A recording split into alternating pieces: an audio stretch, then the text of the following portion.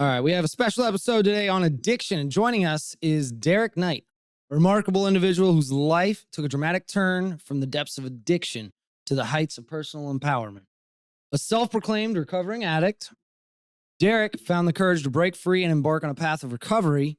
Today, he's not only a certified personal trainer and nutritionist, but also a thriving entrepreneur, inspiring others to reclaim their lives and prioritize their well-being. Thank you for the introduction. I really appreciate being here. Welcome to the Talk About Purpose podcast. I'm Matthew Ewing. I'm Brian Harper. I'm Frank Curry.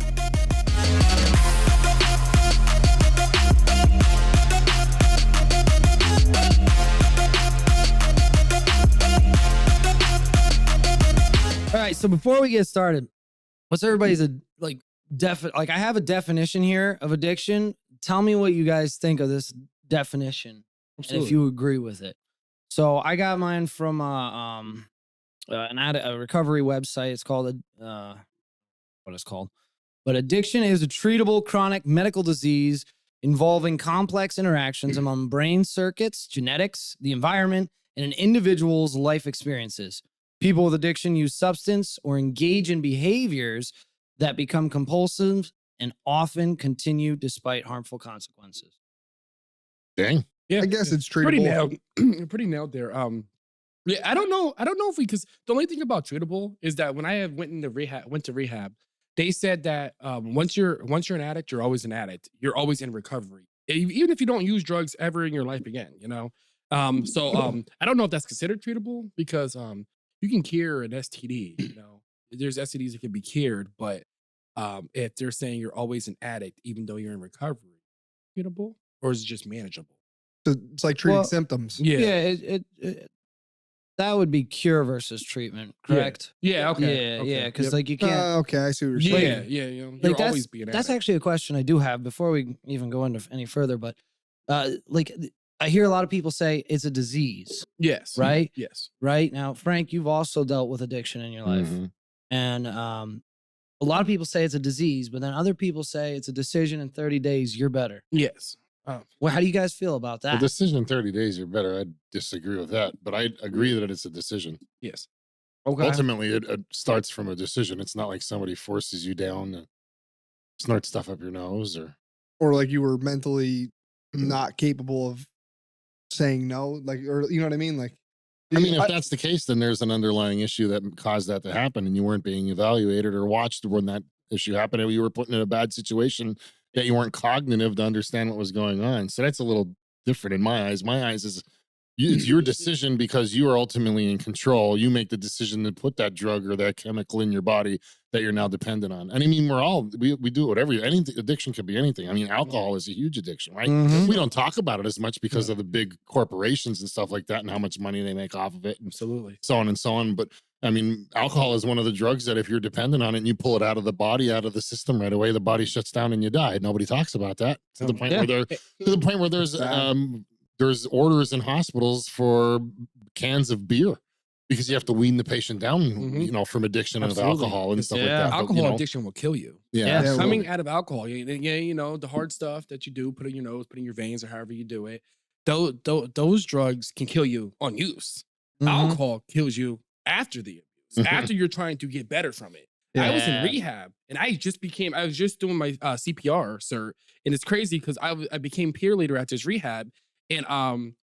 And this guy just goes, "Ugh," and seizes out on me. And I had to remember what it was like. You know, you got to put him to the side, put him in that prone, and then stop him from choking on his tongue. Don't put your finger in his mouth, he'll bite you. And just try to make him comfortable and let it all pass. It may not pass because seizures are just lack of oxygen on the brain. You can become brain dead from a seizure, Mm. you know? Mhm. So then that's just him. He didn't have alcohol, you know? I don't know, what is it, like a Vivitrol shot they give him or something like that? It's something they're yeah. giving him and stuff. And he's doing this stuff. And here he goes. He can be brain dead from the seizure, you know? You just never know. And then it's so, yeah, just to talk about that alcohol situation, it is that is something that is very overlooked. Yeah. No, I'm just curious, but so I never dealt with addiction, but I had an experience one time with Percocets when I fractured cartilage around my thyroid and I was in the ICU for a couple days and And I never had a tolerance for pain medication, but I was in a lot of pain from it. So they gave me Percocets when I went home and I used it, and I felt myself really liking how I felt on them. Mm. And I wanted to take them more and more often.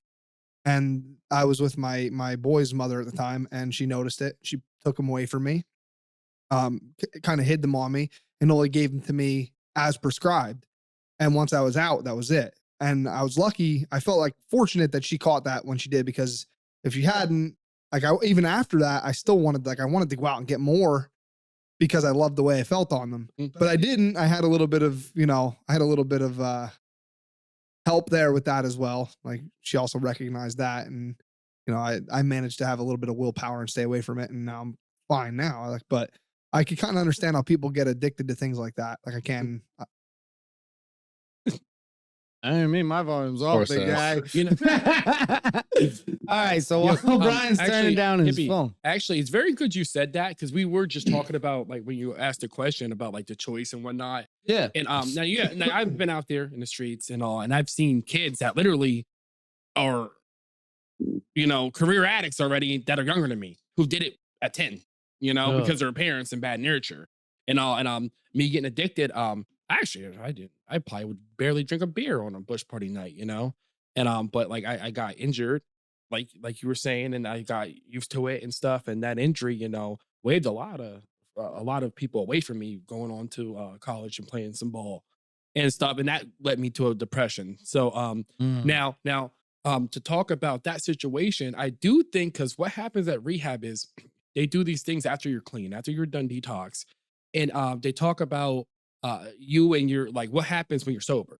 And a lot of these people do have mental issues, and that's why they get to those points where it's we don't care. Oh, people are dying. Oh yeah, good, give me some more, because those mental issues make you so, self-harming and whatnot. So it is a choice, but I think a lot of times mental illness is there that makes you make the wrong choice. Now, I'm not gonna say, because there's times when I had 2 different addictions. I got clean off opiates and I went to methamphetamines, So it's not like I didn't know that I shouldn't be doing this, I couldn't be better, It's just that I personally felt this pit of despair that, like, this is what it is. This is what it came to be after things were good, and this is what it'll always be. That's what I felt. And I don't know, I can't speak for everybody else. I can only speak for myself, And I do have some mental illness, but I'm not going to put it all on that. It is ultimately a choice.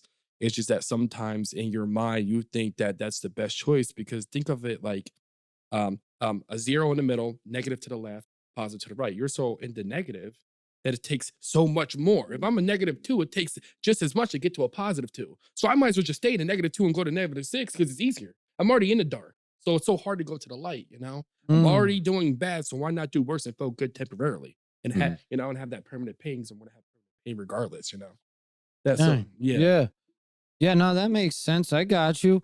So Frank, what was it that you were addicted to? Anything that made me go fast. I I was addicted to the fast stuff. I didn't really get into the slow stuff. Okay. I didn't get into the opiates or nothing. I mean, I was on pain meds and stuff like that for surgeries and stuff, and I did like the way they made me feel, but I didn't like the way they made me feel at the same time. They used to make me itch and make me feel all. It was all weird and know it all too well. You know what I mean? So I didn't like that as much as I liked the fast stuff. I liked the fast stuff because it made me feel like a fucking rock star. Yeah. So what I was getting at before, because I didn't even get I didn't finish that. It's my fault, but I was wondering, like, in that situation, I was put into a situation where addiction could have happened. Obviously not by choice, but like kind of like on accident almost, where I was put in the hospital. So that something rolled into it. Yeah. So that kind of happens. But then I'm wondering, like, we did an episode on determinism, for those of you that don't know, could that be a type of determinism? Like, could that be, or is there other people, or is there other people out there that are influenced in that way, that when they come to that, when they get to that, fork in the road, their influences push them to do that thing. Remember the episode on alcoholism? Yep. Remember the orphan babies study?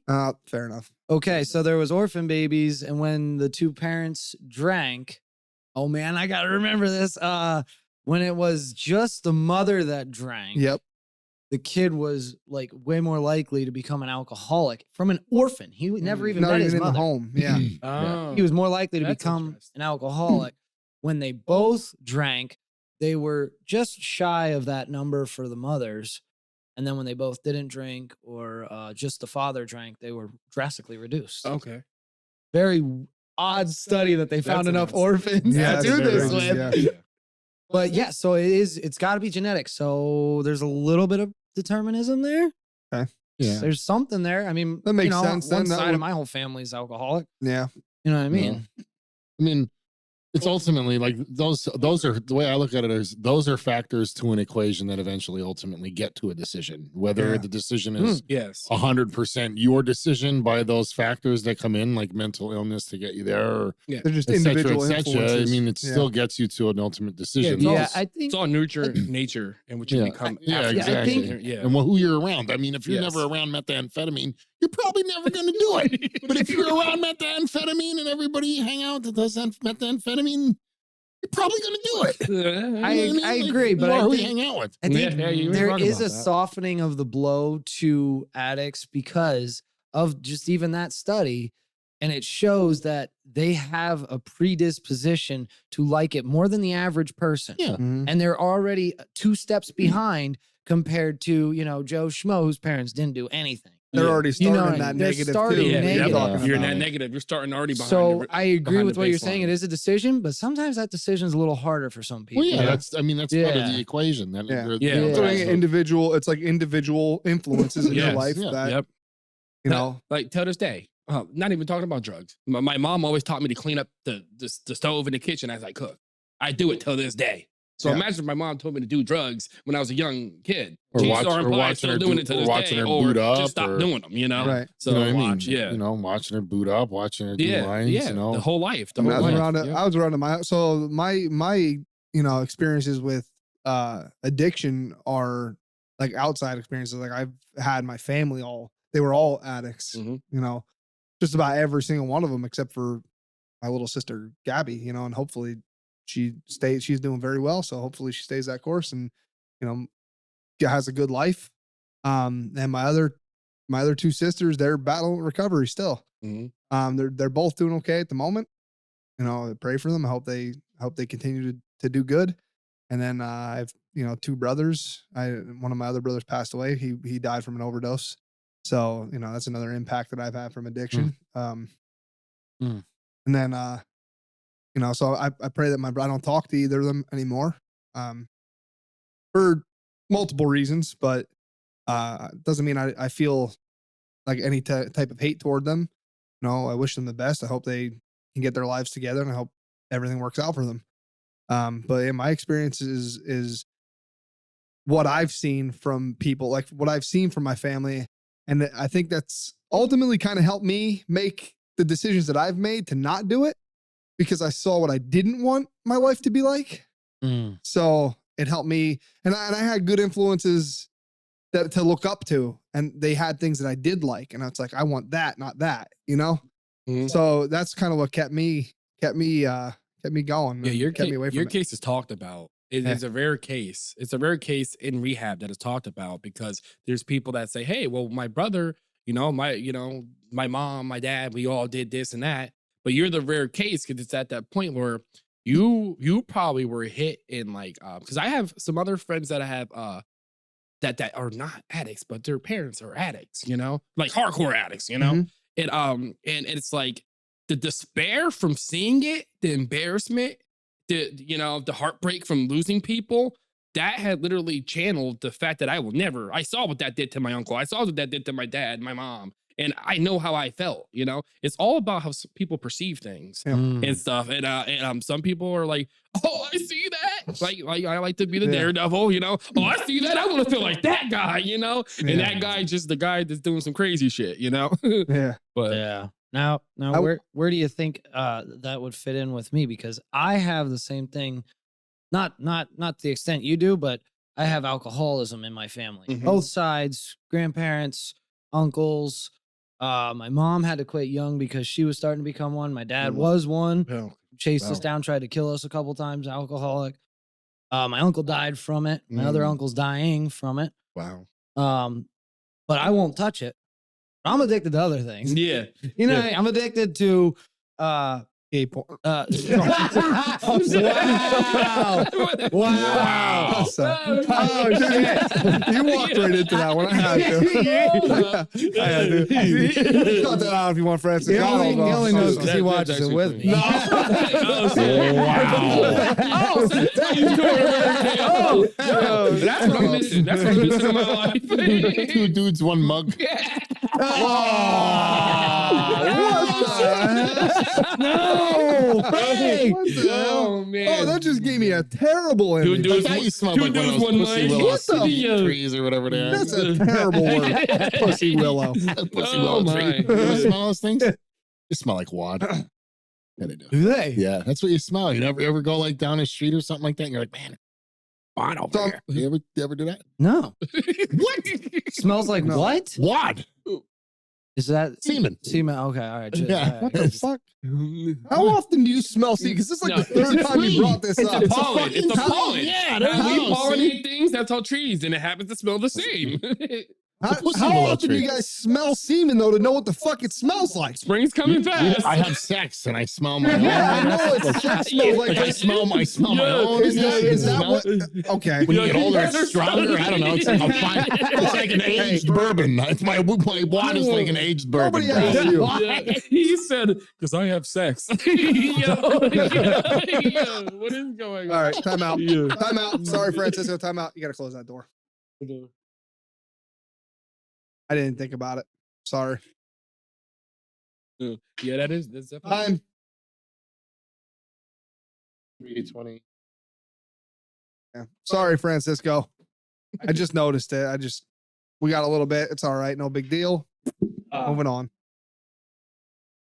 Hey, and when you're doing it, try if you come over, like try and turn the mic with you so that way. Yeah, you guys gave me the stiffy one. Because I look and some Mixing it real hard and shit. shut up. I'm good at making He's big used to black making things black hard. things hard, bro. I beat you to the joke, so it's too late now. Yeah, you Sorry, definitely man. beat that. I beat you to the joke. My bad. No, No, th- you got it. Yeah. Awesome. Yeah. What the hell? You don't know what you're doing with those dick beaters. Yeah, you know what? Beat my dick. Oh shoot! Oh, yeah, going home with a headache. Yeah. Yep. Oh shoot! What head? Oh dang! Oh yeah. Well, water. with those Drink beaters, water. can I use those beaters? Yeah. No. Mm. It's off limits. I'll sit on your hands first. You'll sit on this beat. No. Okay. All right. Damn. I'm gonna relax with the This gay is- jokes. Jeez.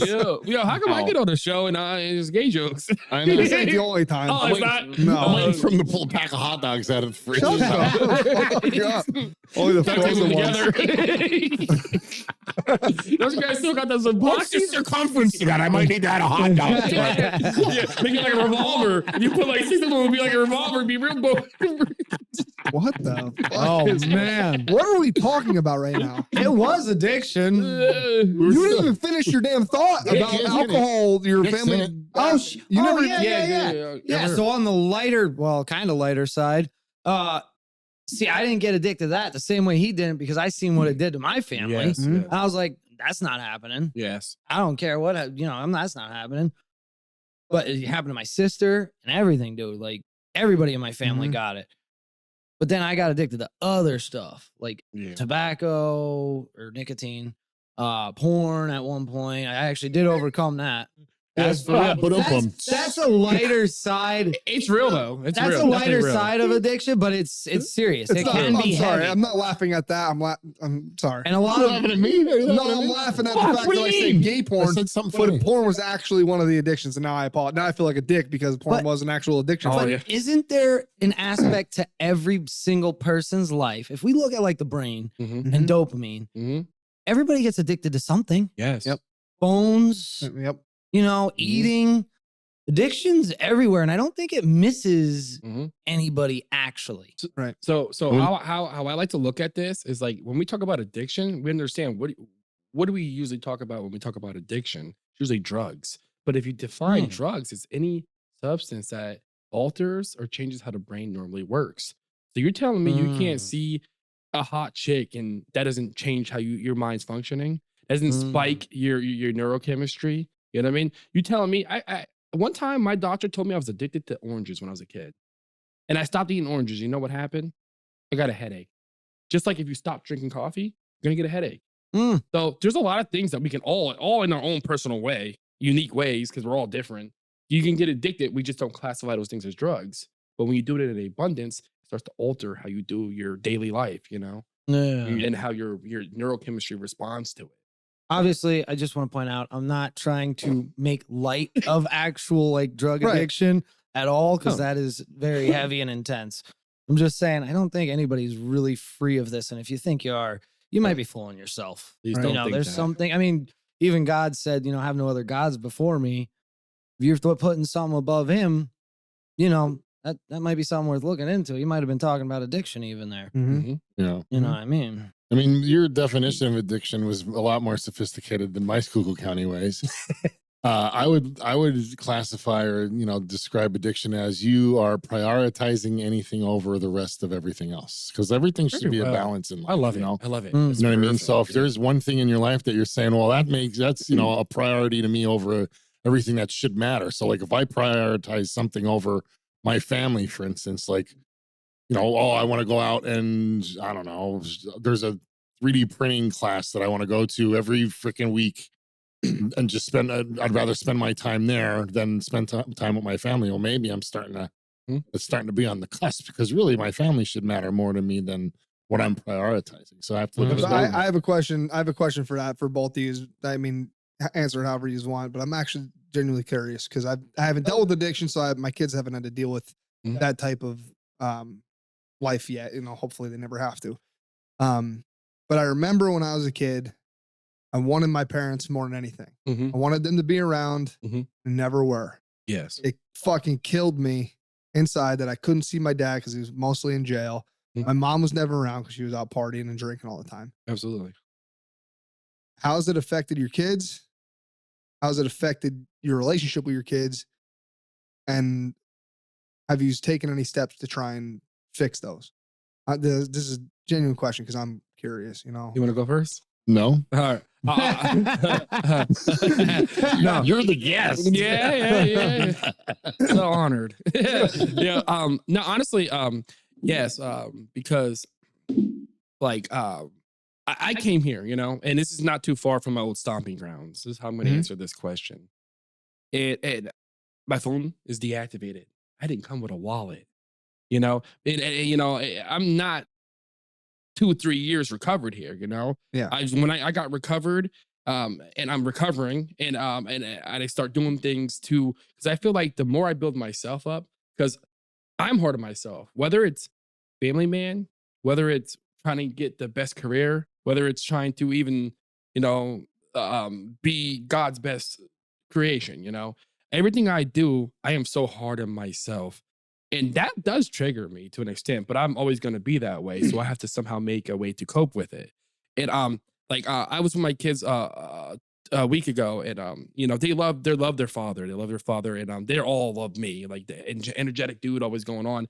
And that hurts me. And I know it takes a toll on them. Now they're still young, so there's some conversations that are going to have to be had later on when they can actually form their words and understand, when I can be completely honest with certain things, because they don't understand addiction or nothing like that. Yeah, You right. know?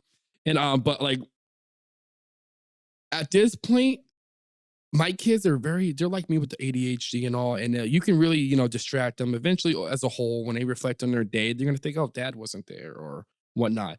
I already know this, so it's hurting me probably right now. Mhm. When it's hurting them, but when they finally succumb to it and start like seeing, yeah, so whatever happened at this point, because they'll remember. They just wouldn't know how to ask, or I wouldn't be able to answer now, because they would never understand. I don't need my kids going to school saying drug this, that, and that. You know what I mean? Because they don't understand it. So we know if we talk about this, there's a time and place to talk about it. Mhm. Kids don't. You know what I mean? So Right. that question, as far as a family man, it is taking a toll on me. It definitely is.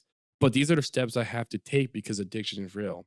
And there's some people, if you don't want to be better, like if this was around your old stomping grounds, you're coming with your wallet because I've been working. I got some money. I got a phone. You know, I'll come here and slip right off the rails. But I'm taking these steps. I chose to get out of this area. I did it. My family and friends didn't even know I was leaving. I called one of my nephews up and said, "Hey, I'm gone. You know, I'm leaving. You know, this I'm done. Enough is enough." I'm going more so into the negative, but I understood the battle ahead. And I went to my mom's church, you know, because you know, you get that is the steps of recovery, you know. Is It- that what you did? The 12 steps? so, not exactly. Not exactly. I do remember the 12 steps, but when I talked to my church, I said, ultimately, I just needed God back in my life. You know, I needed God back in my life. And because that's where I come from. To talk about that whole situation where, like, you know, how like addiction is around you. In my household, it wasn't really around me. My mom was always a holy roller, you know? Mm. My nephews who are my age and stuff, they're not even addicts, but their mom was. So it's interesting, right? Mm. You see how that works? Yeah, that's and I was thinking very- about this when you guys were talking and stuff. So I became an addict. My sister was an addict. Her kids were not. My mom was not.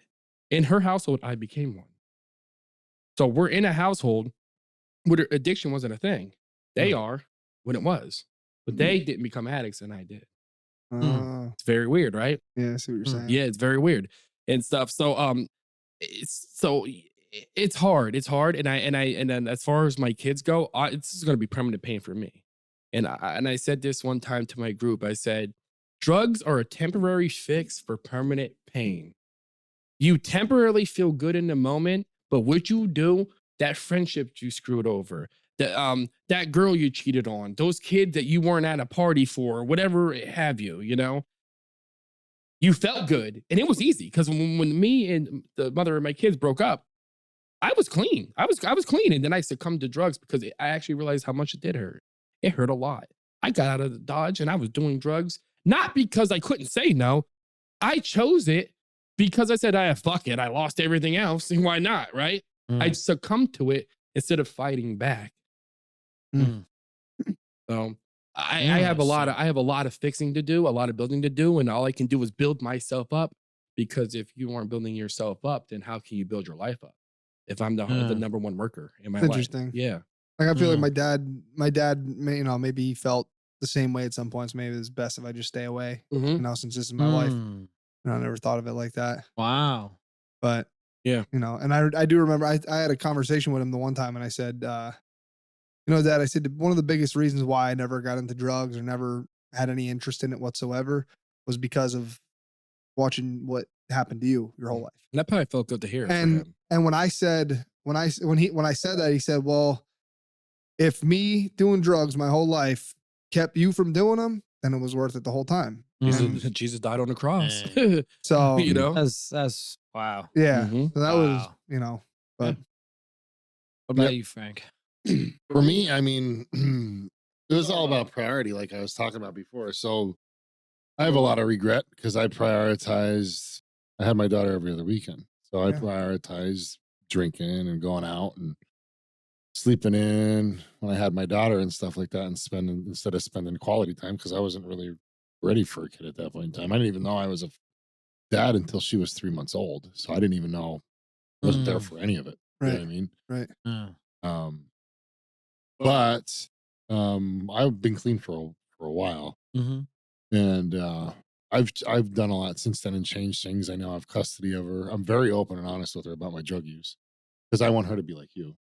Yeah. absolutely. Ultimately, I want her to be like you. Yeah, that's why I said he probably felt good to hear the dad. Yeah, I mean, I grew up in, I'm like you. I grew up in a household where there was no addiction. My mom was an amazing mom. My dad, stepdad was an amazing stepdad. I call him my dad. You know, they weren't. Neither of them were addicts about anything. I turned into a huge addict, and then I got out of it, and then I got back in it, and then I got out of it again, and then I stayed That's out a of it. You know what I mean? So that's a took cycle. took me two cycles. Yeah. You know, but well, yeah, so that's, I'm just super honest with her and open. And, I have a lot of problems now that I contribute to back then. I mean, I used to do speed all the time. I mean, so I have anxiety out the wazoo now, and I contribute to that because I used to be a lot more easygoing, chill, relax. Now I'm on like level 10 all the time, like all the time. Yeah. I'm trying to be like constantly self-talk, talk to myself, talk to my king and everything. to try to like calm myself down in certain situations and stuff like that. And I'm learning, and that's what I'm trying to get over now. But it's like, I'm still dealing with my addictions before, because again, I feel like some of the problems I'm having today are due to my usage before. Absolutely. So, and I'm with my 3-year-old, because I have a 16-year-old and a 3-year-old. So with my 3-year-old, I'll be very honest with her about drug use as well, because I want her to know not to do the things dad did. I always tell my kid, the older one, I always tell her, like, you learn from your parents what you want and what you don't want to be. Mm-hmm. Yeah. You know what I mean? So like, that. there's some things about me that you want to be like she works at a place around here, and they're saying how good of a worker she is. Her work ethic is, bar none, that it has to be my work ethic or whatever. And that's awesome. You know what I mean? Good to So hear. it's a good Yeah. characteristic of mine that I want her to have. And I'm hard on myself like you are. Yes. Causes discipline, Mhm. in my opinion. And I like guilt trips, because guilt trips make me do things. Yeah, absolutely. That's the way I look at it. Use guilt. That's what That's Frank's what motto. I Pretty guess. much. Yeah. But It's fucked up as it sounds, man. Well, it's Guilt not is an fucked up. amazing It sounds driver. like Like me going to the gym in the morning. I'm not waking up with my fiance or my kid next to me if I go to the gym in the morning. So I'm saying to myself, well, it's opportunity cost of time. So since I'm not sitting there with them, I'm going to feel guilty if I come to the gym here and do a half-ass workout. So I'm going to kick my own ass today and say that, all right, well, yeah, I didn't wake up with them, but it was totally worth it, because I'm going to, have longevity of my life because of what I did to myself today. And I'm going to have some gains and have some mental health going on and stuff. That's the mentality of a winner there. Yeah. You know what I mean? That's so Definitely. guilt works. I mean, or, I just kicked my own ass in the gym. Am I going to stop at Burger King, get a Whopper? Am I going to feel guilty that I just did all that cardio and did all that stuff, and now I'm in the gain for today. I'm doing great for today, and now I'm going to go scarf down 1,000 calories of horse shit. Oh shit. You know what I'm saying? Like, so it's guilt. It's guilt. You know what I'm Dirty saying? bulk over here. So, Frank, I do have a man. question, because failure is a part of recovery Yeah. for You have to fail addiction. forward, So yeah. if you use the guilt model, how does that affect you when you fail? Oh, it's tough. Yeah. So you have to learn. I used to be real hard on myself, that when I'd fail, it would make me go dark. Yeah, that's yeah. You can't be like that, though, because like you have to be more intelligent than feelings. As fucked up as that sounds, Okay. right? So your Stoicism. brain has to be stronger than your feelings Yeah, in some methodical, not yeah, emotional. yeah. Yeah. Like, so you think to yourself, well, what did I learn? Mhm. It can't be that much of a fucking failure, because it's a learning experience. So what did I learn? I'm failing forward. I mean, you always look at everybody at their success, but they're at the tip of the iceberg. Yep. But if you look underneath it, there's fucking 15 years of struggle Yep. Right. and 13 times of failure. Mm-hmm. Do you see what I'm saying? Yes. So that's why I look at it like, all right, what did I learn? Move on to the next. It's like chemistry or like any other lab that you took in high school, where you have, your control, you have all the changes that you've made, you have your outcome, you look and see what your outcome is, and you're like, Then the variables get what switched out. if I change this variable over here? Exactly. Change this Absolutely. variable. What's my outcome? You see what I mean? Until eventually you get that equation to the point where your outcome is fucking stellar. You have a constant, yeah. You know what I mean? But you have to realize that those failures in the interim, you can't beat yourself up over too bad. You can look at it and be like, maybe I should have did that. Maybe you could beat yourself up a little bit over that as a learning experience to do that the next time around. But you have to fail forward. Otherwise, you won't know. Like, Yeah. every scientist never figured out the first fucking equation. I mean, maybe once in a while they stumbled upon it because they're trying to do something else. And if it's like with medication, like fucking Viagra. Viagra was supposed to be made for fucking heart conditions. Oh, it makes your dick hard. Well, that's better than a heart condition. You know what I mean? So it's just like that. Yeah. But it takes formulas and manipulation and trial and error and documentation and, to see what your outcome is. And then you get the outcome that you want. You know what I mean? You know, that brings me to a quote, and it's a Denzel Washington quote, the actor. He goes, "Every failed experiment is one step closer to success." Yeah. You know, and I keep that in mind, definitely, because definitely what you're touching there is that, because, I like Denzel Washington. He speaks some good. He's not just a good actor, he says some great things. He's a great person. And that's a great quote, to really think about it. And I hold on to that, because I think, okay, people died when they relapsed. I did not die. I'm still here. So I still have a fighting chance, And then now I learned what I did, that trigger, that person, that what they said, what did I do? You got to really understand yourself. When you come out of addiction, they say addiction is the most intimate relationship you'll ever have. Meaning not sexually, just talking about as far as close, because you'll allow you to understand yourself that much more. Bruce Lee says, and once you understand yourself, you're able to understand another man. So once it's the people that make it out of addiction, think about them. Like the smartest of the smartest have done it, you know, and they freaking explode, or you die. In jail. Yeah, I mean, some smart people don't get out. You're lucky to get out. I'm lucky to get out. I'm lucky to get out twice. Some people relapse, get out the first time, something negative happens, they lose somebody, something happens, and they go somewhere and they have a drink, and then that drink leads into this, and then that leads into that, and then it leads into a weekend bender. I mean, my weekends used to start 5 o'clock or 6 o'clock on Friday and end maybe sometimes Monday mornings. Oh man. You know what I mean? I'd smell. Yeah. But, you know what I mean? Playing cards. Never Like, mind. I'd go home once in a while and shower or whatever. But yeah, that's how it was. Yeah. Smelled like a hot butt. So Derek, how do you deal with failure when it happens? In that situation, I'm actually admiring Frank with this one, because I am not that strong when I go to fail, because I like to push people away, and sometimes I'm not mentally that strong, or I'm not positively strong. I am more negatively strong, because it takes me to, and that's what sucks about my relapse. When I relapse, it gets to the point where everyone around me knows I relapse very quickly. It's it's night and day. And so at that point they start to expand away. Then I'm lonely, and loneliness is the worst. The worst thing, right? It's the worst thing. And then you end up doing drugs by yourself. Oh yeah, and I'm over here just getting fucked up, and I'm gonna keep getting fucked up. And then you're looking up shit on the internet until you find the end of the internet. Pretty much, you're that's just chewing your face Oh off. yeah, you were that guy. I'm like, Just here, and it was just me and a computer or a phone or a video game. Yeah, something. Yeah, even that. Dog. Even that. And Need for Speed. You gotta love it. You gotta love it. You gotta love it. That's you gotta love hilarious. it. That was actually genius as hell. That was genius as hell. Yeah. That was clean, man. Oh man. Yeah. That was good. Why do I got a lip here? Yeah. I never picked the face though. I'm glad I never picked the face. Wasn't really, some people that just really pick their face. And I was the guy that when I finally crashed, I ended up with a mark or something on my face. I face first in the couch. That's when I died. That's good. That's different. No, there's people that are just all whacked out that they think there's stuff growing in their face and shit. Yeah. The one dude is over there talking about, look like Freddy Krueger. You see the bugs? You see the bugs? Yeah, oh yeah, I'm out. You want to know how I deal with failure? When I see shit like that, I dip the hell out. And he's coming off the source. I can't get high no more.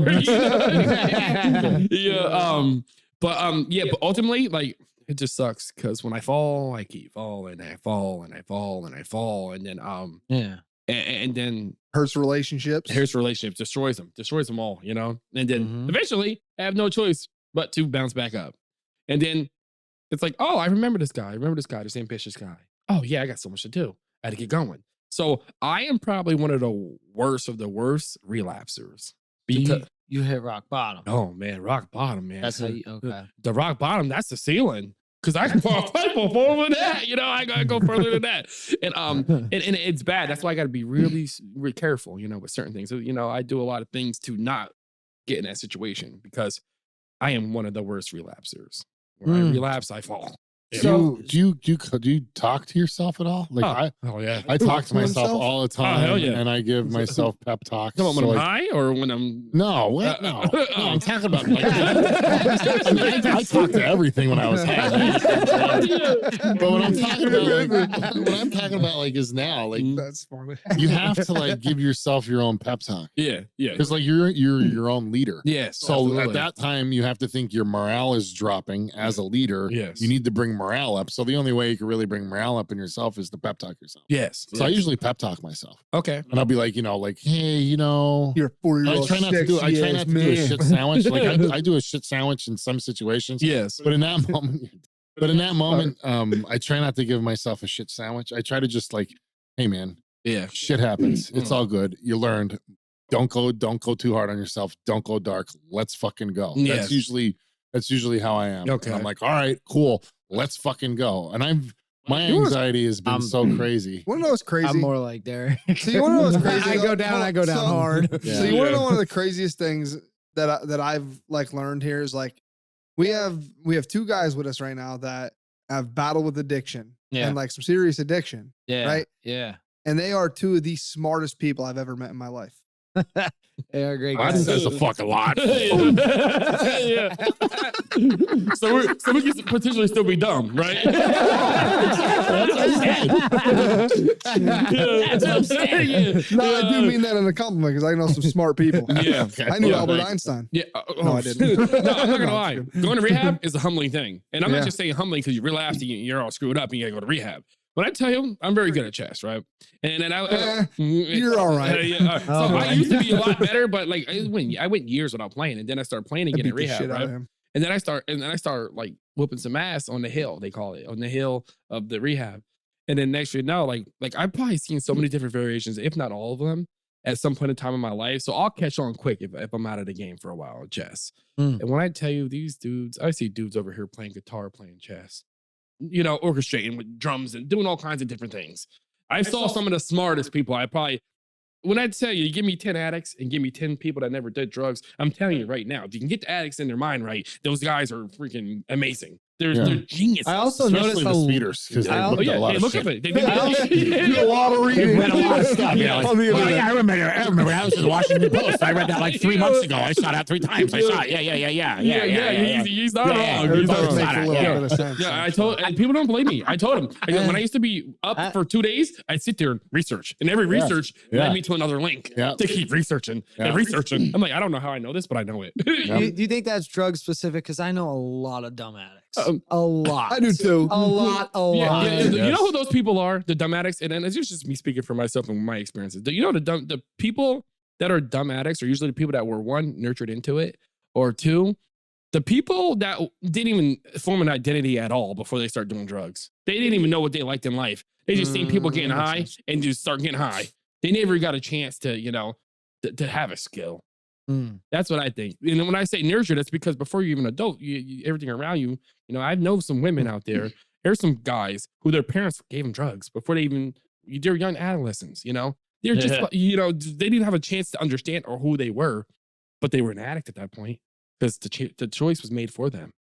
So you're saying people that didn't develop life skills, and if they become addicts, they're usually the dumb. Yeah, just the dumb usually the addicts. dumbasses. Yeah. But like, it's very clear that you guys have developed life skills. Yes. So You know. when did you start doing drugs, would you say? Which drugs? The hard ones, not marijuana. The ones that really... Marijuana's not hard? I don't want to say marijuana is hard because it's legalized now. You know, there's a lot of reasons. Oh, and a all lot the of way. things that you already said is a Yeah. reason to get a marijuana card.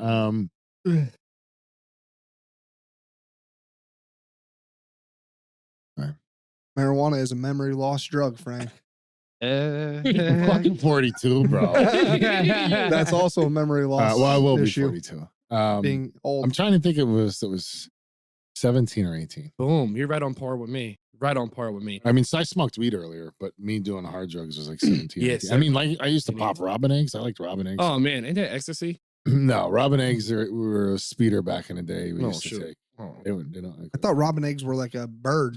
Yep.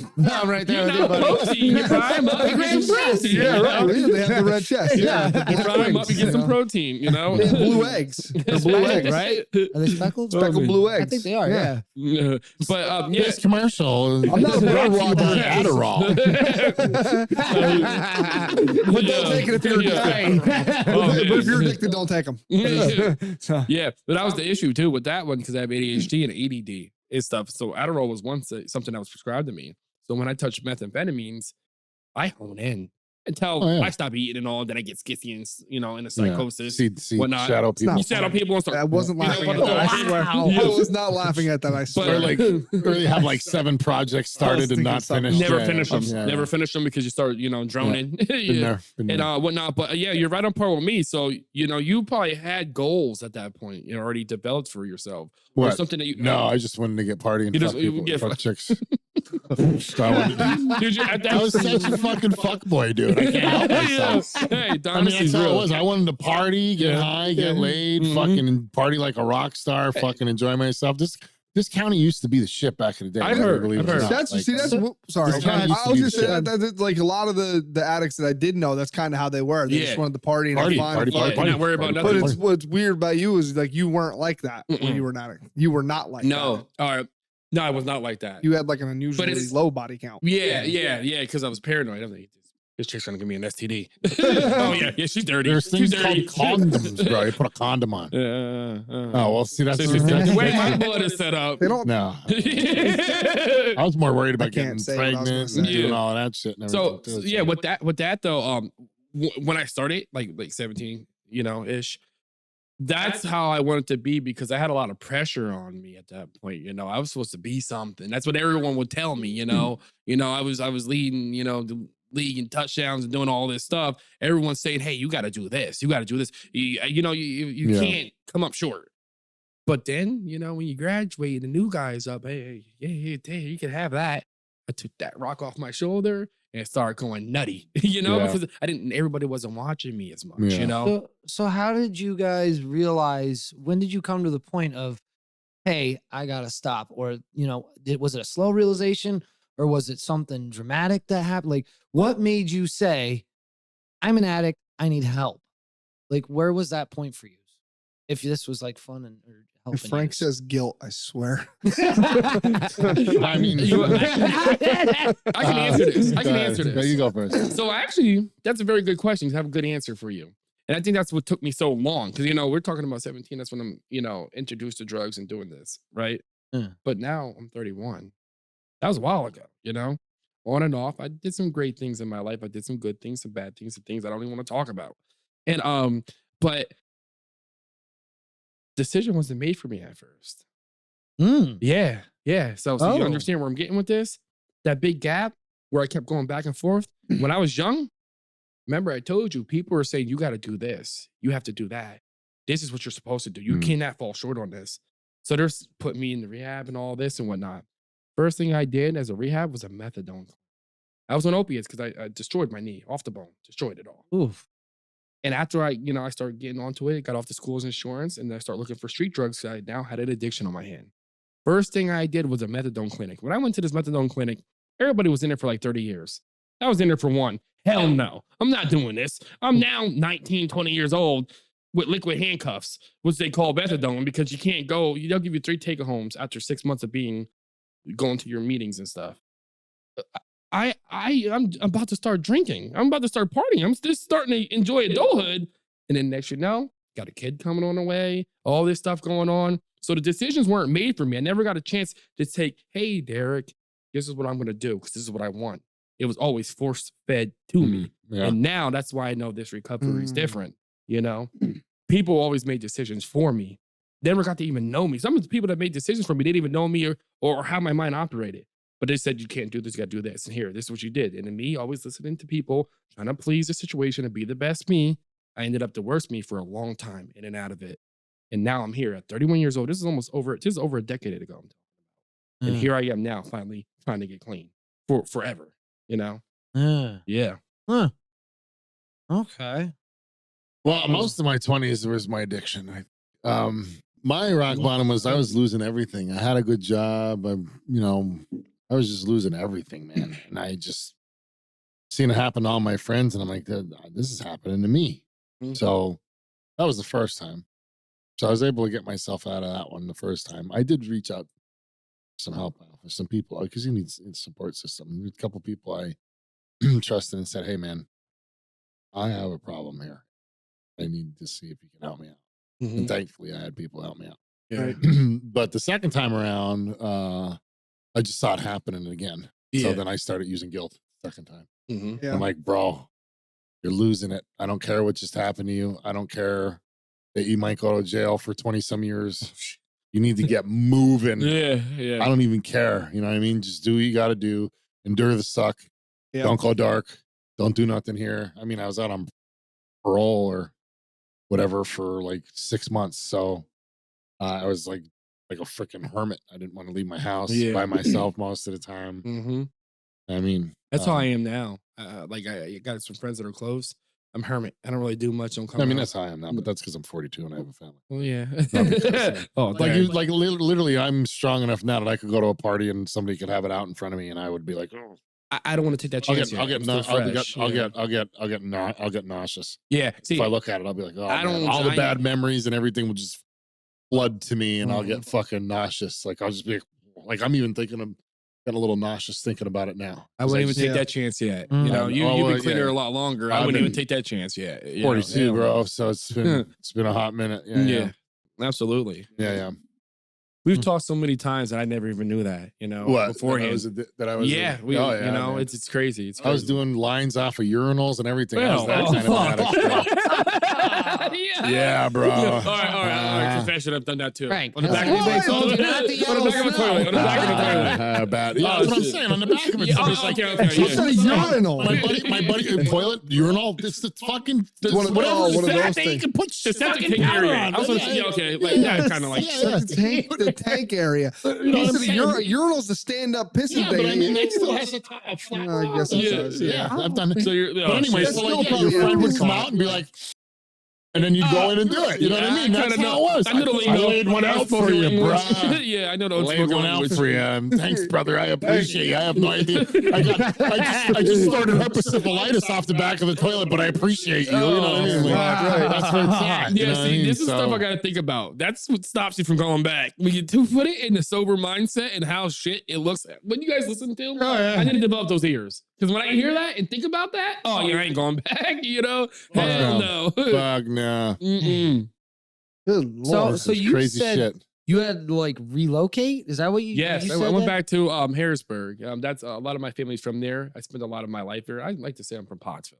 You know, I had to decipher that. But yeah, Harrisburg is where I went because I don't really have connections up there besides my family, and they ain't giving me nothing.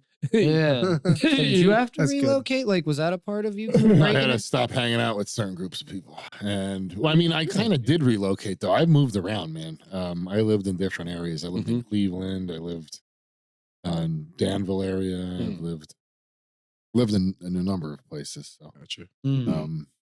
I just stopped. Well, I mean, like I said, I had my daughter. So every weekend I wasn't with my daughter. I was in an area that I didn't know anity that had anything. So I just smoked weed or whatever, Yeah. you know what I mean?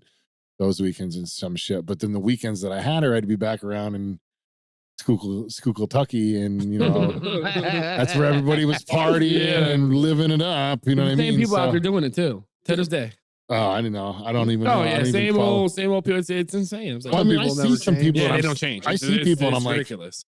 oh, shit. Like, Yeah, I see yeah. people. I'm like, Yeah. oh, you're still. On You don't this even notice shit? them when you first see them. shit. You had to double take out. Partying Yeah. in your 20s or 54 Yeah, it's, now. hey man, I just got out of the clinic. You look good, man. What's up? You working out? Yeah, man. What are you doing? Looks like you're running a mile on the inside, And bro. my sister has got like 20, 30 years clean, right? She goes, yeah, and then when she sees the people that are still doing the same shit, she goes, oh, they go, oh, you got fat? She goes, no, you got skinny. You know? No, you're not gonna tell me I got clean and look bad. No, look at you, motherfucker. You know? Yes. Calm down, skin Deanna Bones. Yeah. One Miss Mill from Blown in the Wind. That's hilarious. One Miss Mill from Blown in the Wind. You know? Yeah. Indiana Bones. That's hilarious. It's- So when it comes to family, Mhm. family of addicts, okay, Mhm. like your nucleus and maybe some people outside of it or close friends. Mhm. Is there anything that they could have done to help you guys? Now you say the first time it wasn't your choice, this time it was, right? Yes. So that's a bit different. But is there anything family or friends can do to help an addict? Okay. Want me to take this, or you got something going? I'm an old man, bro. I'm sorry to bore you. I might, no, you're not boring me. That's I some need more my- shit. I We need did my night prune episodes juice. before and you didn't shut the fuck up. You know, I need my prune juice. That No. episode. Yeah. Did we post that? Yeah, that's on there. Oh, It's we on did there. post Yeah, that. It's a weight loss one, so go check it out. Oh Like, my comment, God, and that's subscribe. right. Yeah. Yes. Oh God. Like, comment, and subscribe. Don't forget. That was Like, a, that was no, a right fun now. night. I mean, right now. Like it right now. That's a fun night. You know, That's a very tricky question, but I can answer it the best I can answer it. Because I think people were too hands-on with me at first. They were too they were trying to be my own hands, you know, Mm. and at that point, I didn't know what an opiate addiction was. All I know is that I didn't like them at first. I was like you, I didn't like them at first, but then you grow to like them because you have to take them because this hurts, my pain hurts, And so it's like I didn't get a chance to really know what was what. All I know is that it was annoying. I was getting pushed in a lot of different ways, and this felt good now. So now at least this is what I have to myself, my own feeling. This feeling that I have. Mm. I don't have a decision in my own life, but at least I have this feeling I can control. And so I would say you have to help that from a distance. You have to help it from a distance. You can't smother a person. Think about it. You're messing your neurochemistry up. It's all spiked up and inhumane. And now you have the outside world because your internal's all jacked up. And you have now people externally trying to fix you and push you and do this. And you're probably gonna be the most aggravated person ever. So what you're gonna do is you're going to lose the person. And there are people that go out and freaking go OD and stuff like that because they're turning to something, they're embracing that substance. Like I'm saying, I have this feeling I can control inside me at least. I didn't have a decision, but I could control this feeling. So that being said, that's what they do. They don't like all this pushing and shoving. They're irritable people. You're messing to regulate your mind chemistry, you have to stay off the shit. But you're on this shit. And now people are trying to push you and do this and things you don't want to do yet. You have to let your baby find its way, but it eliminates resources. That would be my answer to your question. Limit the resource and distance monitor. Don't give them money, understand the pattern, and try to help. Give them tools, but you cannot use those tools for them or make their decisions. So it has to be the person's Has to- decision. Absolutely. Yeah, It you all can't, comes- you can't help absolutely. somebody that doesn't want to help themselves. Yeah, you cannot. You cannot. Some people Yeah. just it's what they want to do. They want to be an addict. But there's people that just want to be an addict. The same people that we're talking about that you go back and you see them still getting fucked up. Yeah, they're choosing to do this. You're too old now. You're too old. It's not. You can't say that's just like me. At first, I didn't know what drugs really were. I've understood okay, people do crack, but I didn't even know. To this day, I've yet to run on crack on the streets. That's I just did crack. I don't even know. I didn't know. never saw it. Never saw it on the streets. I did it. Jamaica. It was a good time.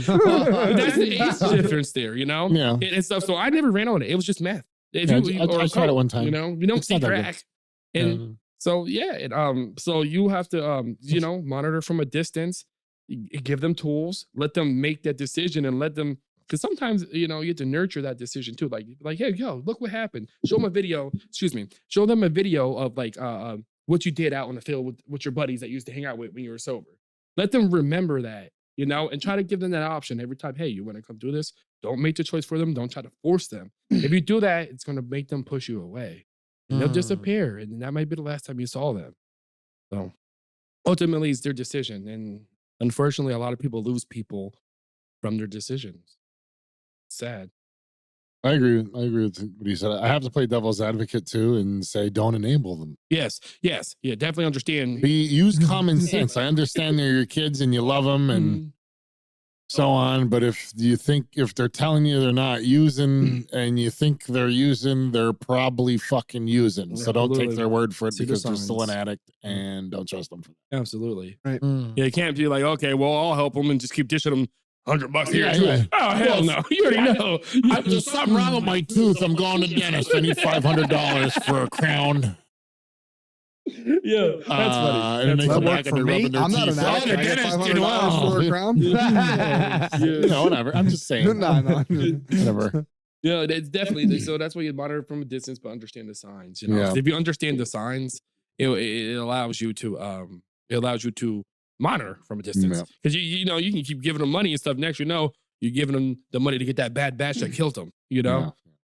I've dealt with that stuff a lot too, where I've dealt with people that would ask for money and for my own dad. Oh His yeah. dad, I need, they took my check this month. I didn't get it. Can I borrow $20? I need to get some food. It's like, I'll buy you some food. Yeah. That's what you got to do. I'll go to the store with you right That's now. what you But have he's to like, do. I wanted to get it. I was like, At one point I kind of got a little tired. I was like, listen, I'm tired of you lying to me. I Mhm. know what you want money for. I'm Mhm. not stupid. Mhm. Stop acting like I'm stupid. He's Yep. like, well, no, I know Yep. you're not stupid, but I know you're not stupid. And it's like, well, like just be upfront with me. Yeah. Like, Just be tell me you upfront want with hookers and blow, bro. Yeah. Tell me you want Yeah. hookers Just tell and me that's blow. what you want. Yeah, that's what you have to be like. And don't let them get mad at you. If they get mad and irritable at you, because that's what they're going to do. I told you they're irritable They do. people. And he Yeah. did. Especially when You they need their cannot let- fix. you Well, can't. well, it's weird. He didn't usually get irritable with me. He usually got irritable with my brothers. Yeah. But for some reason, he always looked at me a little different. And, Yeah. like I never. I mean, I got some attitude from him every now and then. Once in a Were while, they but nothing addicts? crazy. Did he know they were addicts? They were addicts. That's why he's getting irritable, because he's thinking, you know what I feel like right now. Yeah, yeah. And to you, They would always fight he with each can't other. be like It that was 'cause he's thinking, okay, well, he every doesn't other know, day. you know. every other day. It was he's a piece. I'll never talk to him again. That Yep. piece of shit. Like that's Yep. how he was, you know. And, Yep. and it's like, well, I know why you don't want to talk to him because he has drugs and he's not getting. Now he'll get up. You know, I'm moving in my with him fix. today. I'll be moving in with the other brother Yeah. tomorrow when he's loaded. but So the irritability. Now, when I quit smoking, I've quit it a few times. I've obviously gone back to it. Mhm. Now, my first 2 weeks, and a lot of other people have said this, like, you're miserable. Nothing feels fun. Mhm. Everything feels like joy has been sucked out of it. Mhm. Stuff I used to enjoy in the past. Mhm. Does that joy for those things come back? Yes. So okay, my opiate addiction, because I have a nicotine addiction, right? Yeah. So and when you say smoking, you mean nicotine, right? Oh, nicotine. Nicotine. Yes, Okay. nicotine. Let me Yeah. just clarify that. Okay, so, Right, yeah, I forgot. yeah. My So- bad. No, The 'cause weeds. I've quit. smoking the devil's excuse me. lettuce. I've quit nicotine. Oh man, I'm gonna tell you right now, nicotine is one of the hardest addictions to quit. You know why?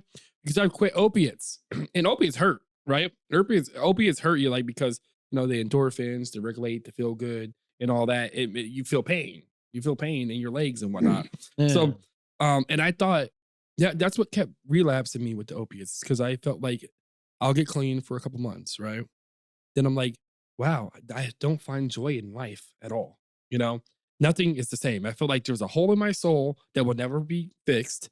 And what I did is, this is something that I was actually strong and proud of myself, because I was early 20s. I went on forums and I said, yo, I got this anxiety. I'm sweating. I'm getting clammy. And they said that it takes a week for you to be, for your body to regulate and not go through that. It's false. It's false, Mm. So I went on forums, because I know that the clinic that I was going to was shut down. And I was just saying, okay, if I go on a world scale and see what's going on, understand these people that have done this for way longer than I was there, Mhm. then I'll understand, And I believed in it. I trusted it. And they said it'll get better. Sometimes it takes a year. Sometimes it takes 2 for you to feel wholesome again, And so yes, you do get better. Because and that's the thing that made methamphetamine so hard, because opiates, coming off of that, yeah, it felt pain and all. I don't feel pain coming off of methamphetamines. I just feel like shit, Mm. And it was so easy. And me being able to focus on something, I was like, I can actually focus. Me working and going to the gym and doing all this, and then having kids I have to hang out with. Oh, I got energy now, until you start going bonkers, Yeah. It seems like the answer until it ain't the answer, Mhm. It's like the rabbit. They're watching me. It's like the rabbit's foot. It's like the rabbit's foot. Zombies. It gives you what you want, but takes the best thing about you away, And, Oh. that's what, Oh. it gave me energy. I need energy to take on this life and all these Loads goals. of energy. Yeah, but it took the thing. It made me irritable and whatnot, and then it made me less ambitious. And that was the reason why I was doing it, to chipper get as the energy. balls. Yeah, I was chipper as fuck. Yeah, let's do something. Yeah. Let's do something. Let's go build something. Let's do something. yeah. I would have died if I ever partied with this guy. Just understand that. I would have died. Oh, that was a good time. I might have went off the first guy, because I was small. You would. So first guy is not putting off the building. Let's go. Let's go. Let's go. We're going. Oh man. But but it does get better. It gets better. I'm telling you, it definitely felt like it wasn't gonna get better. I'm always a Debbie Downer when it comes to me and failure. I like to feel that soot around me and just marinate in it and just be a part of it forever and always, because I thought I wasn't gonna be better. And it does get better, And then that's the thing that was different, because like I would never go back to opiates. But methamphetamines is what I'm battling, that's what I'm recovering from. And that's the thing that was so weird. I got better from the opiates, because opiates was very hard. That made me look at things so bad, And now it relapsing on methamphetamines, it makes me look at things bad, just because it's been an ongoing thing, So it's like, how many times do I have to, people say I'm getting sick of him. I don't trust Derek. What, trust me, I'm more sick of me than you are sick of me. I promise you, so imagine, because if you're sick of me, you can stay away from me. I can't, so imagine that one. I'm stuck with me. You're sick of me, I'm sick of me, but I'm stuck with me, Imagine that one, but it does get better, just the cool thing about the math, like I don't want to glorify it or nothing, but is that, your body repairs from it as far as from a physical level. No, the mental level, no, that takes time. But from a physical level, to actually get going and doing some stuff that you find cool, that doesn't take too much time. But the mental level, now if you're really going crazy, it can be up to 2 years. Just understand or longer. I mean, it's been how many years for me, and I'm still fucking fucked up from anxiety and whatnot. Yeah, because and don't get me wrong, there's times that I look back and I'm like, crazy good time. Yeah. Oh, yeah. Oh, at my this point, God. It's just the time you reminisce. It's just being able to stay up forever. You're defying human law. And just drinking I could drink all weekend long and not get drunk. Smoke the hell out of your liver. Oh, my God. Oh, smoke the hell out of your liver. And then you're dehydrated with balls, killing your kidneys. And, like, I'm grateful to God. God is great. I don't have no kidney problems, no kidney disease, nothing crazy like that. That's good. God is good. So the persistence and the perseverance that it takes to stay clean, I'm sure is like incredible. What motivates you the most? My kids. Guilt. My kids. Motherfucker, you. I was actually. That's true, though. It is true. That is guilt because of my kids. Like, my kids. I know that there is a like, okay, here it is. Decision point about drugs again. I am a twice recovering addict. It's still my decision to do drugs. Yes. So I know that if I take that drug one time, that is a potential or a possibility for me to go down this dark hole and hurt my family. So it's guilt. Not only because I don't want it, because it makes me nauseous, because, you know what I mean? Yeah, sometimes we're fun, but I'm 42 fucking years old. You know what I mean? But nonetheless, I know that there's potential that I could get addicted and I could die from this, especially nowadays. Because, back in the day when we were able to get a bag of whatever and just go for it. You know what I mean? Now it's like, is there fentanyl in it? Who's done it? Like, has anybody done this? Did they die? Who had it since they had it? You don't know nothing. You don't know. Like in my opinion, I kind of wish that I grew up now, because I would be too scared to do any street drugs. Yes. You know what I mean? That's how it would be. Like back in the day, what's it cut with? Creatine, baby powder, laxative. You're gonna shit your brains out. You know what I mean? That's how it was back in the day. A little slap on the wrist then. Now it's like you can die doing this. So there's so many things that are just like, the pros do not even come close to the cons of doing anything. So it's so easy for me to walk by it. Right? Yeah. You know what I mean? Because just I know that what's the good gonna come out of that? What good is gonna come out of me sticking that in my nose? You know what I mean? I won't do anything down. I never did anything. But what's the good that's gonna come out of that? There's no good that's gonna come out of that. That's the thing. There's no good that's gonna come my number one thing is hit one. If I can avoid hit one, I'm good. I'm good. But hit one, day and night. I don't care. I don't care if that kills me. I don't care if I'm not doing it. I don't care. Well, when I was, exactly. And that's the mindset I had in my 20s. I'm like, I'm probably not even going to hit 40. Fuck it. Live. Crazy. Go crazy. Rock star. Fucking rock star. That's how I was. You know what I mean? I would bounce around. What's this party like? YOLO. And I would always make plans with everybody. I'm like, I'm gonna get to as many fucking parties as I can tonight. You know what I mean? I'd go and I'd, hey, this place sucks. Who's coming with me? We're going to the next place. That's how it was. I was just jumping all over the fucking. What's it like over there? What's it like over there? Who's over there? What's going on over there? Who got the shit? You know what I mean? Sound like Mr. Kool-Aid. Except you're busting instead of Kool-Aid powder, it's meth. You ain't wrong. That life, I'm not gonna lie. That life, hearing it, still excites me. But at this point, I'm getting older now. I'm getting too old. I don't even have the energy for it too much, but I don't have the energy, so I need to go get that energy, right? Hit number one. You see how that's how the addiction works in your mind. That's how it can do you. Oh, I don't got the energy. Wait, this is a good time. And everybody, the sober people are going out drinking, All right, so what I'm gonna do is I'm gonna start getting drunk. and make sure the unsober person's in this call right here, you know? Because I know when I get too drunk, I'm gonna be able to drink all night. I ain't letting these guys show me up, you know? I mean, it used to be like, I'm not doing drugs, I'm not doing drugs, and then you're out drinking, it's 11 o'clock and you're piffled, and you're like, I can't fucking make it. Call that dude, and then you call the dude and you do a line, you're like, hey, shots. That's how it is. It's like night and day. Boom. Addiction is tricky. I used to keep a bag in my car all the time, a little emergency bag, that if I got too fucked up, I would just take the bag out, blow the line, and I'm back to normal. That shit would have been gone. If that was my car, I would have been gone. No, I had to I can't do that. I can't do that. I mean, I always had it on me on top of it. I just left that in. My big thing is, I'll do it all before I go home. That's what I did. It's all getting done. Yeah. Oh, no, I ain't taking that. I won't be able to get up at all. Me. That's when the party's over, when the drugs are gone. You know? Wow. Wow. So I hear you guys talking a lot about downs. Mm-hmm.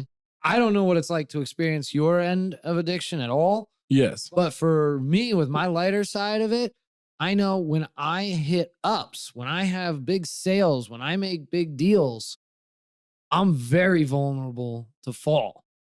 Have you experienced that at all? Okay. Yes. This is more of the opiate situation, right? Is when I start doing good and all that, you start to reflect. It's always when things start going good. I mean, when you're susceptible to fall, because you feel like you don't deserve it. It sounds goofy, but I'm serious. Like, you talking about, well, I didn't fucked everything up in the past. Everything was great then. I was going off. Career could have been laid out. And now here I am. I didn't went to drugs. And then my psychiatrist told me, he goes, Derek, you know why you are struggling with this? Because you are what you hate the most. You're an addict. So yes, when you start doing good and all that, you have that time where you go and finally get a break because you were busy. Because the great thing about trying to be clean is get busy, you know? Mm-hmm. Then you finally get to kick your feet up and it's like, yo, look at the pictures. You're talking to the kids. You got your kids back. And you say, wait, hold on, deja vu, or is this the is it some medulla effect or Mandela effect? Or, is that what it is? Medulla oblongata. Yeah, that's funny. That's funny. But, I take back the smart comment I made earlier. But like, makes me think of Waterboy. But yeah, the medulla oblongata. Something wrong with his mama. Something wrong with his medulla oblongata. My mama said. Mama said alligators are ornery because they got all them teeth and no toothbrush. Oh shit. Yeah. Yeah, but yeah. And so yeah, you start to reflect when you don't have something filling your schedule. You're like, wow, I did this. Wait, hold on. Where did I come from? I fucked everything else up. I gotta fuck this up too, right? It's only like right. Like you're wondering when's the other shoe gonna drop. Yeah. Like here it goes. You're the one that controls it, but here it goes. You start to kind of let it go. You self-sabotage yourself. Yes, you do, because you feel like you don't deserve shit. You know, I don't do that anymore. Instead, when I do something successful, I treat myself with food. Oh, that's nice. That's all I do. It's just like, hey, did a good job. You deserve a nice. You deserve nice that Bacon King from BK. No. Yeah, or you go get a nice prime rib, have a bourbon, some lobster, maybe, something like that. I don't drink much, but once in a while I have a little. Yeah, you know what I mean, a little bit of bourbon, something like that. You know what I mean, either. Or I get Rachel. Rachel and I will go out and celebrate or something like that. It's about that, celebrating together as a team. You know what I mean? Absolutely. That's, you know, back in the day, I would used to be like, yeah, that's awesome. We're gonna party this week. I fuck yeah, Rager. Ah! Band Friday night, band Saturday night. We're just gonna stay up the whole time. Fuck it. You know what I mean? Like. Yeah, that's how I was back in the day. See, yeah, that does help too. Because my sister tried that with me. Was like, oh yeah, Derek's a month clean, then he's a year clean, you know. But then I didn't want too many people to, you know, I don't want it to be like a birthday. Because at the end of the day, well, I didn't celebrate any of my month clean or anything like that. Because I'm like myself, I'm not going to celebrate. I'm like, I was sitting to myself thinking, I'm not going to sit here and celebrate myself being the gold medalist in the Special Olympics, in my opinion, because I was like, I shouldn't even fucking be here. Hey, there you go. I made a shitty fucking choice. Hey, I'm not going to sit here and congratulate myself to try to get back to normal when I shouldn't even fucking be here. Yep, that's the issue. That's how I was. You think that's a key? Because a lot of people are saying that. There's some guru online that said, hey, why are you counting your days? Yes. Why are you counting your days? So that way you You're know still how focused far on you fucking made when you addiction. quit. Mm-hmm. You're still focused Is on that addiction. is that real? Because in addiction, in like 12 steps and stuff, Yeah. they hand out coins for that. They celebrate it. Yes, they coin So you out, like, yeah. what's Well, I mean, I what's think- the difference? I think maybe the reason that they're doing that is they're trying to find an incentive. Like, okay, well, if you get to this point, you're going to get here. And then people are like, oh, if you get a year clean, Yeah. you get to, you get this for the year clean or whatever. It's incentive. It's like you get prizes for continuing to do better. Well, I was looking at it as like, I'm not going to prize myself for anything because I'm a stupid fuck for getting here in the first place. Yes. You know what I mean? To some people that may work. That may work to people that who never really had nothing or never was capable of getting things. Or it just might work for a mind that I can't really relate to or give you a category about. Because, I don't know everybody's mind. I'm only mine, Or what they need to move. Yeah, what they need whatever to move you on. need, whatever But you need to progress. The best Obviously. thing for me, yeah, whatever 'cause when motivates I you. count the Yeah. days, that makes me, that makes things slow, Yeah. So me, I just gotta let it go. Let it go. As long as I come up with a game plan to get going, it's not a game plan to stay clean. It's a game plan to get great, to go and make my own goal. You got to just not think about addiction, but also keep it in the back of your mind at the same time. You know what I mean? Understand, hey, I ain't going over there because, No, the consequence. Yeah, you yeah, have yeah. to understand. You've lived the fucking consequence of that. Yes. You've already lived it. Yes. I've lived it twice. Yes. No metrics needed. Just No, I don't Go need the opposite anything way. else. I Yes. don't. It is what it, I don't need a fucking participation award. I yes, really don't. absolutely. Yeah. So the keeping busy, that I found was key actually. My pornography, I had to keep busy. There had to be something Your hands are busy. You're doing something there else. for me to do at all times. Yes. Okay. All right. I yeah.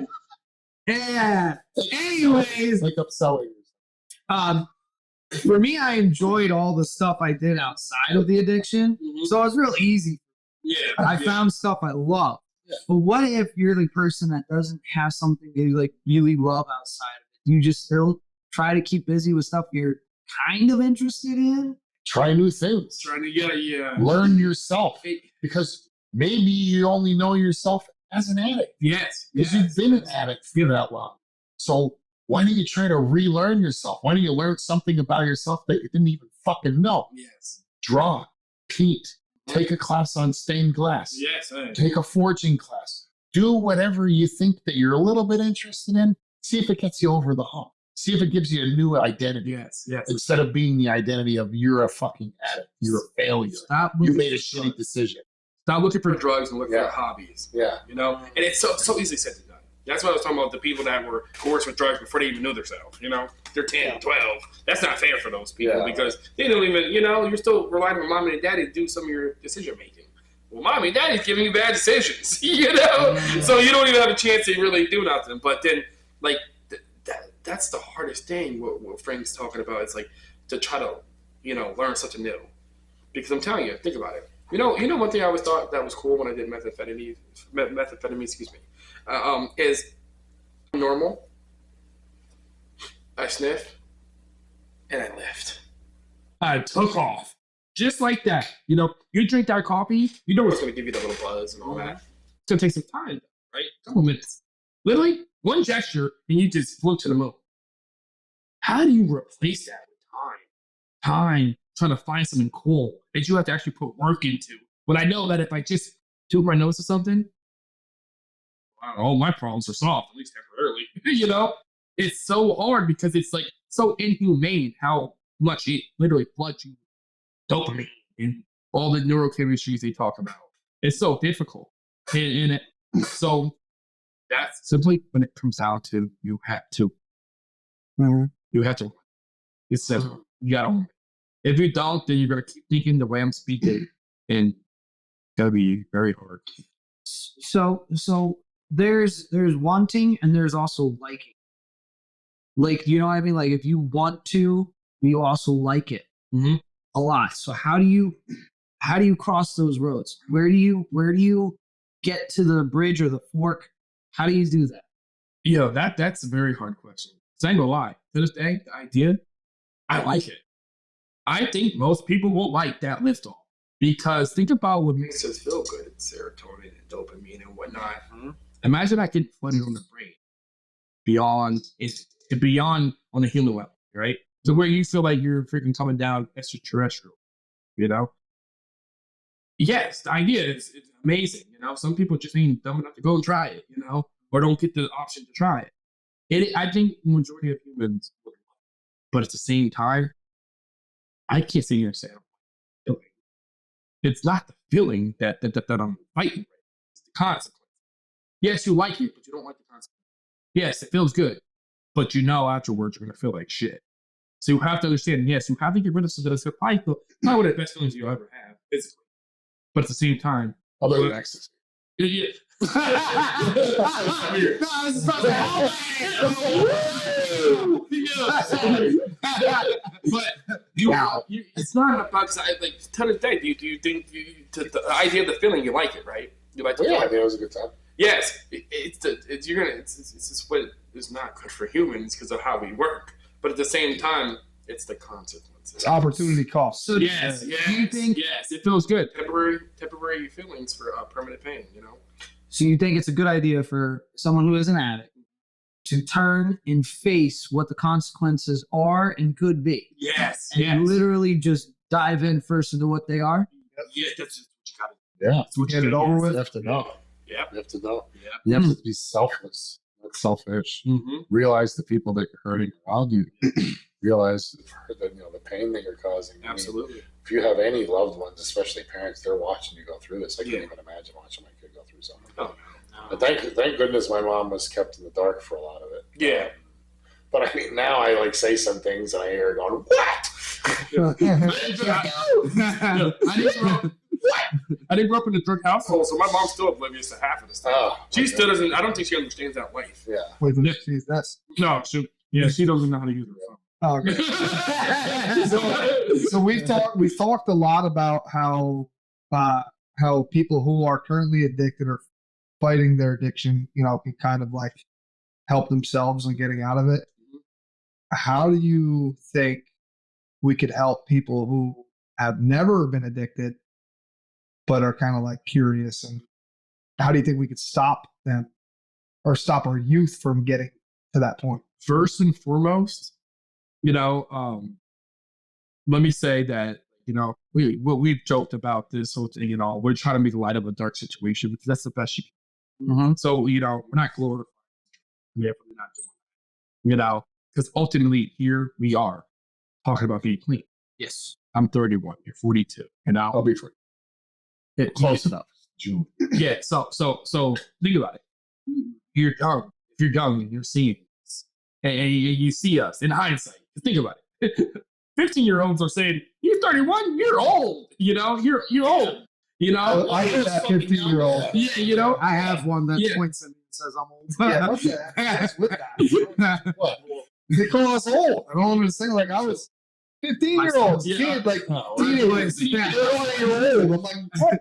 I was you like 13 years ago. Wait, that's nice of you. Okay. All right, hold on.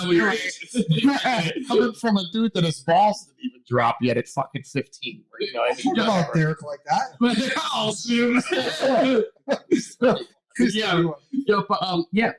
All seriousness, ultimately, think about it. If you're 15, younger, or even 18, you're looking at this. I'm 31 and I'm just not even a year ago. Not even a year ago. My life of soberness, it's just really starting. This is where I really anchored down and said, okay. And 42, you said you had to clear off for like 20, 30 years. I wouldn't started when I was 10 doing Just got on the corner, found a baggie on the ground, and said, "This looks tasty." Put it in every entrance on your body. I would say I did a good 10 years, 10 years, 10 to 12 years. 30, I did some substance. Yeah. A lot of substances, which gives me the reason why I have anxiety, so much medical anxiety. So around my age is when you he said 10 years ago. I stopped before. I think I don't even remember. I mean, I think it was like 28, 29. I just have one question I definitely want to ask, and then we'll end with our closing remarks. So that Ask as many as you want. I'm just saying. this the transfer of addictions, is that something you have noticed that you went from one addiction and then you picked up another one that was maybe better for you and that you could channel in a more positive way? Does that work? What do you think? Oh my. Yeah, like using addiction to fight addiction? Yes. Or like a crutch, right? Like a crutch, or using it to replace something, or That's the same. Because I don't Like, so I coming out of opiate addiction, you're like stuck in bed. Like you like shit, throw up, shit, you sweat. You don't want to do nothing. No inspiration. So yeah, it was a little hiatus in between that and amphetamines, but the amphetamines gave me energy. Didn't have energy. Had no ambition. So yes, yeah, absolutely. so you use methamphetamines to fight opiate addiction. Oh yeah. See ya. It's kind of like how they use some sicknesses to fight other sicknesses. Mm-hmm. well, is there like a healthy version of that? Like you're jacked, you're huge. Yes. So, he's twice his size if he was as tall as you. What are you talking about? Get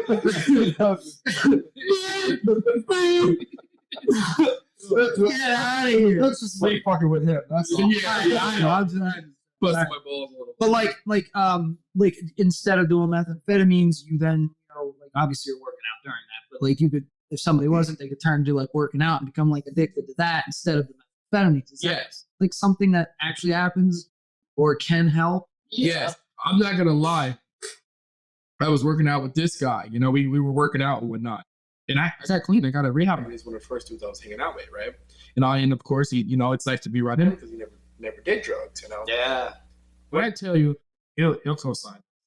We were working, we were doing landscaping and whatnot every morning, puking. But it was good. I'd be puking because we were at the gym going crazy all the time, getting huge, feeling better about ourselves than puking because I finally just ate my first meal in 10 days. You know what I mean? My body didn't know how to do it, You see that? It's like you can be addicted to something, but there's things that you can be addicted to that are just definitely, there's no positive. There's no positive, And maybe that temporary fix, you feel good about, but honestly, you still stand out. You can't be amongst sober people acting like that. They're going to know there's something wrong with you. And no one's going to trust you. They're going to think, I don't know what's up with him. He's funny. He's doing all his things, but at the same time, there's something wrong with him. There's something off. Yeah. So yes, I would say the gym, doing all that's what I can speak from my experience. It's the gym. Gym's always been great, Mhm. I even forced myself in the gym after the opiate addiction, So Good. in closing, I just want to add one more thing before we log off here. If you do know somebody who has overdosed or is facing an issue like that, there is, according to the CDC, you can call 911 immediately, obviously. Administer naloxone if available. Try to keep the person awake and breathing. Lay the person on their side to prevent choking. And do not put your fingers in their mouth, by the way. Good point you brought up earlier. Stay with the person until emergency assistant arrives. And the reason I say this is because there's something called the Good Samaritan Law, which only this year reached all 50 states, which is crazy to think of, because that actually protects you helping the person. There's a lot of places and countries, if you help somebody, you're liable.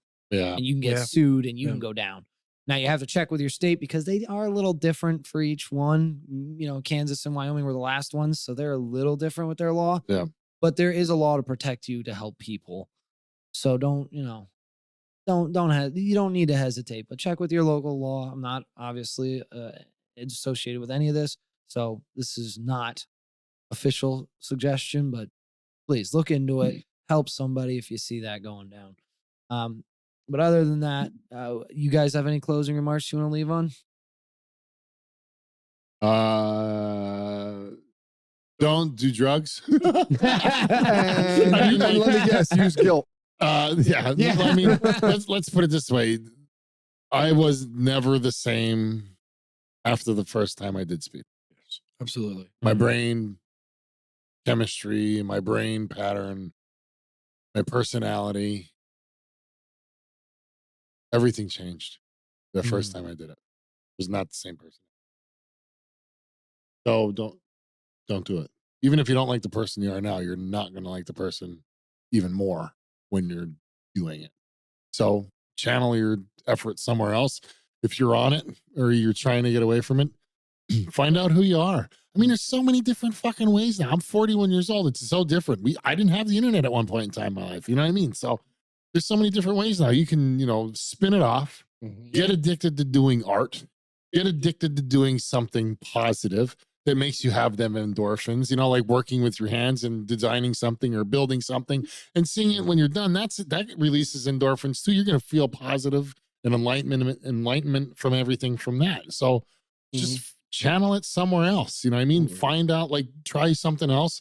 Maybe you'll like to enjoy doing it. Maybe you'll be good at it. And then you can make money off of it. You could start showing people online what you're doing. You could make a TikTok or whatever, and do an Etsy store that you can attach a TikTok store to, and you could become successful doing something that you love that you just stumbled upon because you needed to get your mind off of addiction. Yes. Yeah. Yes. You know what I'm saying? So it helped me. I just want to say, just so other people can, and maybe if they have the same mentality I did, I looked at some of the positive role models in my life. I looked at what they had versus what the addicts in my life had, and most of the time it was nothing. They didn't have anything. And my positive role models, they had a lot of cool toys that I really liked. I seen them and I wanted that, and I used that as motivation to not go down those paths. So if you're out there and you're part of the youth and you're coming up, try and pay attention, because there's some good influences around you. Pay attention to them, because they got some stuff that you're probably gonna want, and and you want to have a life similar to that, so use that as motivation as well. Yep. And if you're that young, if you're young and you're doing drugs now, be scared as balls, because there's fentanyl and everything, you dumb shit. Even weed on the streets. Wait until you're 18 and get a medical card and go get weed at a dispensary, because you're better off than smoking a bag of reefer from somebody on the street that has fentanyl in it. Absolutely. Be scared as shit. That was one thing. Be scared as shit. That was one thing that fueled me a little bit more with that too. Was I was scared. I didn't want to do that shit. I didn't know what I was going to feel like. I didn't know what it was going to do to me. No, like I said, back in the day, the worst that's going to happen to us is we shit our pants from somebody cutting it with a laxative. Nowadays, you're dead. Right. Yeah. You know what I mean? Yeah. So be scared as fuck. Find something else to do with your time. Yeah. Eric? All in all, because I growing up and all, it's a little odd because I was a 90s baby. So you got the WWE wrestlers and all that. And the next you hear about them because they're all jacked and cool looking. And obviously fitness is my thing, my forte. Yeah. So and here it goes. They're all doing juice. They're all doing freaking cocaine and partying on a bus. And so what I can say from my own walk of life, when you look at this, don't think, okay, this guy who's a multi-millionaire, he's jacked, or he does this, he has that, but he does this drug. I'm gonna do all of it, because then he did it all. He made it through. He's rich, because there's people that have, Yeah. You have to play Legos with it. He has this and that. How did he get that? It wasn't drugs. I'm telling you, it wasn't drugs that gave him, the $1 million contracts and whatnot. Unless you're Sam Sulek. Yeah, you got some, or P. Diddy or someone. Are we considering steroids a It's drug? a drug and it's an addiction. Oh yeah, Yeah, definitely it an is, it addiction, is. definitely a drug, and there's definitely a mental side to that though. Oh, there's a lot of There's mental. a There's a lot. lot So of they, mental they stuff got with they that. got where they were. There are some of those wrestlers. Yo, I'm telling you, man, the party buses, man. The party buses. Yeah. And, A lot of wrestlers, actually- their addiction was painkillers. yeah. Yeah. A lot of like, Vicodin. Oh yeah, well they're Yeah. wrestling with so many injuries all the time. Yeah. Yeah, and then you're sore from bumping and Oh, yeah. kicking the shit out of yourself and stuff, and then you got to do it again the You're following taking a fucking bump on the night. bus, Yeah, but because like Frank said, he became someone completely different after the first hit, And the main issue is people don't like themselves because they don't get a chance to know themselves, to not like themselves, You learn who you are and appreciate who you are. God made you, He created you, and you are unique. You're special in this world for a reason. So embrace that. Embrace what you have, the gifts you have, and learn it. if you don't like yourself, you ain't gonna like yourself on drugs. I promise you. You know, drugs ain't gonna aid you in that. And so learn who you are. Understand. Okay, well, I can do this. Okay, it may not be football. You may be in high school. You may not be soccer, and you may not be getting all the girls. But trust me, that all dies. You ain't gonna. All the football players, they end up retiring or they end up not doing shit. You know, and they're in pain. They're in pain. You know, so understand that doesn't make the fault. If we lose football or a sport today, the world's still going on. I promise you, the world's going on. You know, so because that gets what caught up in high school and whatnot. And I don't want that to be that small little clicks and stuff that happen to think, okay, I got to do this, I got to do that. And actually know someone's doing drugs. And now the generations are becoming completely different. It's whoever smokes pot, whoever did the most drugs, or who's the cool person, you know, it's becoming completely different. But it's the same in a sense, because it's still segregation in its own point. You know, people, he's smart, he can't hang out with me. Embrace who you are, know who you are, like yourself, love yourself, and don't think that drugs will ever be the answer. If you are in drugs, or you are participating in, you know, substance abuse, you have to understand there's people who go to school to help you do this. There's people who just have a heart and an open mind. It can help you get clean. Because it wasn't the doctors that made me understand that. It was me loving and liking myself, understanding what I can contribute to this world and embracing it. Fitness is my calling, you know, and I am a man of God. So I take them both and I run for the hills with it, you know. That will bring me to my kids. I'll be a better father for it. I'll be a better person to my friends, a better friend to my friends, a better family member. Understand you are unique. Drugs, that doesn't make you better. But at the end of the day, it will make you worse. And you'll be on a long path, a long, dark road to recovery, if you even get that far. Because you're dropping like flies. 1 out of 5 people recover. You know, 1 out of 5 people. I learned that in rehab. 1 out of 5 people fight that good fight. And then the other are in there and still doing it, or did, you know, or did, or don't even have the opportunity to do it because they're in jail, you know? So take those odds. Understand that. If you think you're smart, at least don't be stupid about your decisions, you know? Be smart, you know? Be brilliant. Because being smart means, you know, smart is what you do after you make a mistake, but brilliant is what you do by watching somebody else make the mistake. Be brilliant. Learn from others' mistakes. I'm telling you this. 19, 18, 17, whatever it was, I am 31 now, still recovering from drugs. I am now finally doing meaningful steps in my life to be a better man, and I have 4 kids already. Learn from this. This is a great building block, a great cornerstone for anybody who ever chooses to watch this. But listen to it, learn from it, be brilliant. Well said. Yes. Yeah. Well said. Well said. All right, guys. Thanks for watching. Comment, like, subscribe. We're out. Peace. See ya.